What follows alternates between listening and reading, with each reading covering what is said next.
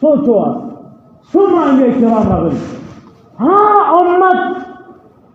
تر موږ زیات ګناهګار نه ول په موږ په بازارو کې سود کړو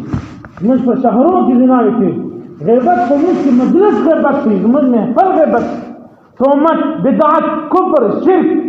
زنا تهمت پناه ټول کې کمی دا په موږ کې عام شل زرو کسان په 50 زرو کسان یو انسان الله جل جلاله دې څه خطا کړ او بیا لیونی یا بداسې د الله دوست چې په غره کې اوسېږي د انسانانو سره تعلق ختم کړي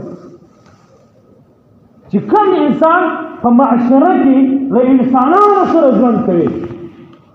هغه انسان ته چې الله تعالی څومره وسر کوي دا انسان عمر ظلم کوي همره الله تعالی سره په څوک په مقابله کې روان همره د الله